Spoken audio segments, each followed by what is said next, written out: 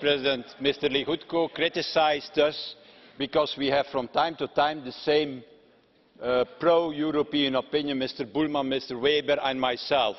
Well, I'm proud of this pro-European majority that exists in this House, Mr. Legutko. I'm proud of that, to make part of this meeting.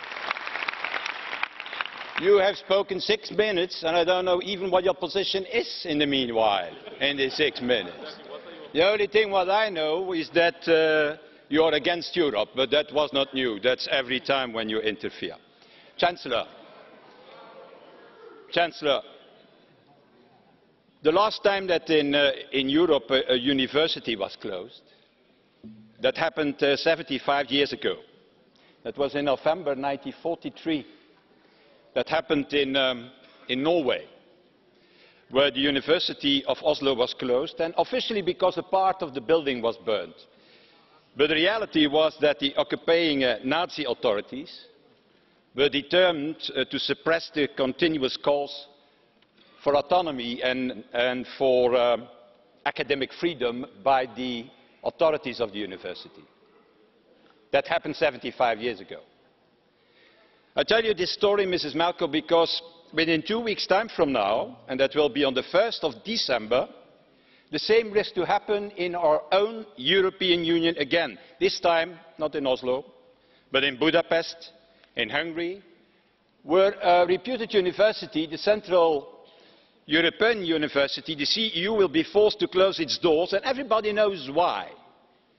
Because it is a part of a personal crusade, even full of coded anti-Semitism, of a man, of Mr. Orban, against another man, the founder of the university, namely Mr. Soros. I have a question to you. My question is, when will you and your colleagues in the Council put finally an end to such shameful and scandalous behaviour in a value of the European Union?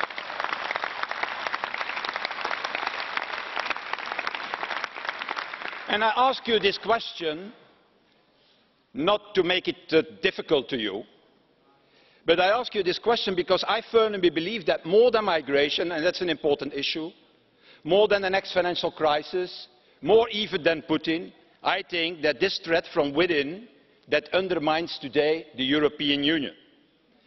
And we got already a fatal division in the past between North and South during the Euro crisis. We got already this wound of Brexit, that still is a wound. And we risk now even a more devastating split between the East and the West. In fact, a little bit going back to the Iron Curtain and to the Berlin Wall. And allow me to say, because I want now to come to the role of Germany in the European Union, because it's about the future of the European Union we talk, that since the fall of the Berlin Wall and the reunification of Germany, we have made progress, the euro for example, Jean-Claude, but not so much more.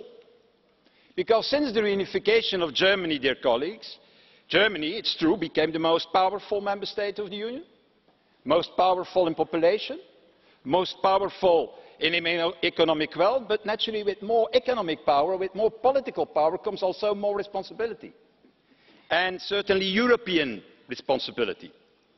And precisely there, I think that since 1990, Germany hasn't always assumed fully this big responsibility, if I may say so.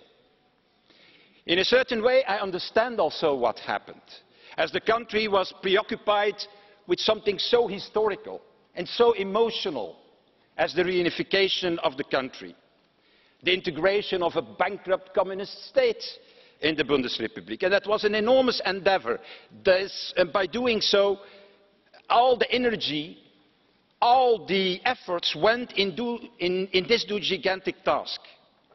But by doing so, and that's my point, my message that I want to give, Chancellor, by doing so, the more traditional, the more, how I call it, the post-war German ambition, so typical for Adenauer, so typical for Genscher, so typical for Kohl, to build always an ever closer union on this continent, lost traction, lost also energy.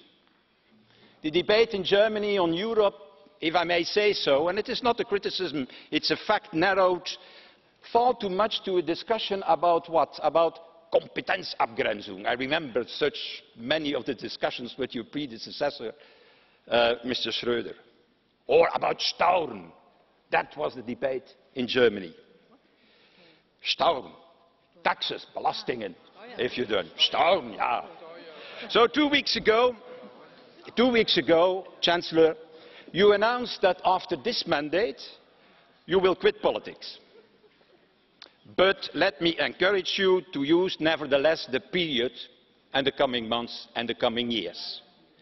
And why? Well, to do and to put Germany back on track, I think, towards this ever closer union. And I think your intervention of today is certainly a step in that direction. We need a leap forward again with Europe. We need the relaunch of the project so that we can face the challenges of the world of tomorrow.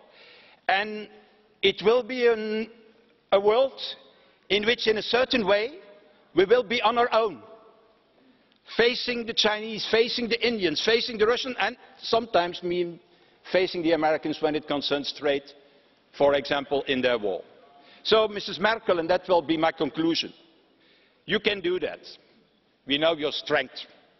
We know your courage. We have seen that courage during the migration crisis. You have a unique chance to achieve it now, to make this leap forward in Europe. Why unique? Because there is a president of the French Republic, Emmanuel Macron, who is also a convinced European.